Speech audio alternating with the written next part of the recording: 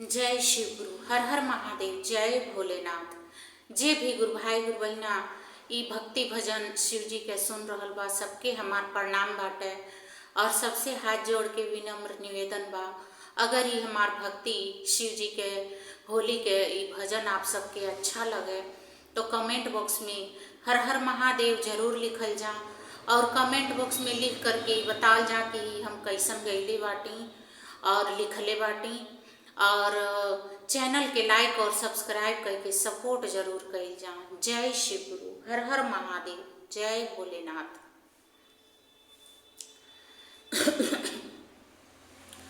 रंग खेले भोला, रंग खेले भोला, अपने देवघर नगरिया में। रंग खेले भोला हो, रंग खेले भोला, अपने देवघर नगरिया में। हो रंग खेले भोला हो, रंग खेले भोला, अपने देवघर नगरिया में। ओही रंगवा के छिटकी हो गौरा पर पड़ने, गौरा पर पड़ने हो, गौरा पर पड़ने। ओही रंगवा के छिटकी गौरा पर पड़ने, गौरा पर पड़ने हो, गौरा पर पड़ने। अरे भीगेला उनके चुनरिया हो, अरे भीगेला उनके चुनरिया हो। रंग के खेले भोला, रंग खेले भोला, अपने देवघर नगरिया हो। रंग खेले भोला हो, रंग खेले भोला, अपने देवघर नगरिया हो। हो रंग खेले भोला, रंग खेले भोला, अपने देवघर नगरिया हो। रंग खेले भोला हो, रंग खेले भोला, अपने देवघर नगरिया हो। ओही रंगवा के छिटकी अयोध्या में पहुँचे, ओही रंगवा के छिटकी अयोध्या में पड़ल, अयोध्या में पड़ने, अयोध्या में पड़ल। भीगेला अरे भीगेला सीता के चुनरिया हो, अरे भीगेला सीता के चुनरिया हो। रंग खेले न देवघर नगरिया हो, रंग खेले भोला हो, रंग खेले भोला, अपने देवघर नगरिया हो।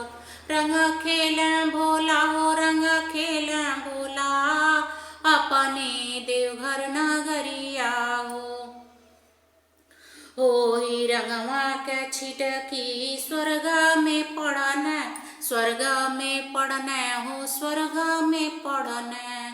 ओही रंगवा के छिटकी स्वर्ग में पड़ने, स्वर्ग में पड़ने हो, स्वर्ग में पड़ने।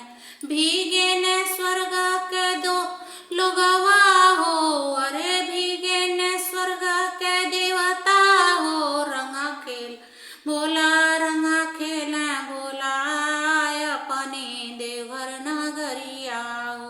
रंग खेले भोला, रंग खेले भोला, अपने देवघर नगरिया हो।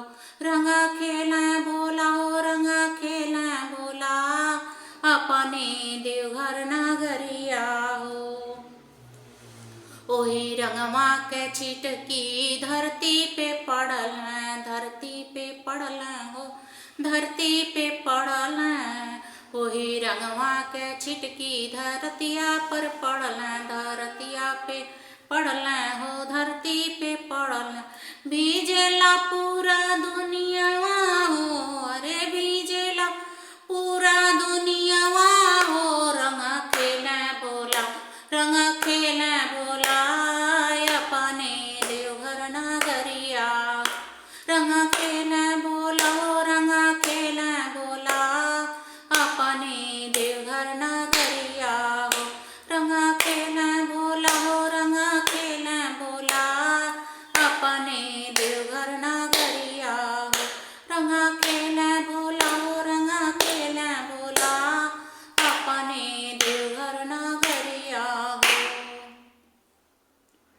जय शिव गुरु। हर हर महादेव। जय भोलेनाथ।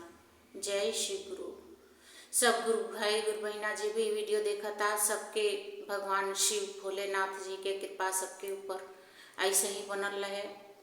और ये हम भक्ति होली के गीत शिव जी के कैसन लिखले बाटी और कैसन गा रहल बाटी, एकरे बारे में कमेंट बॉक्स में ज़रूर बतावल जा।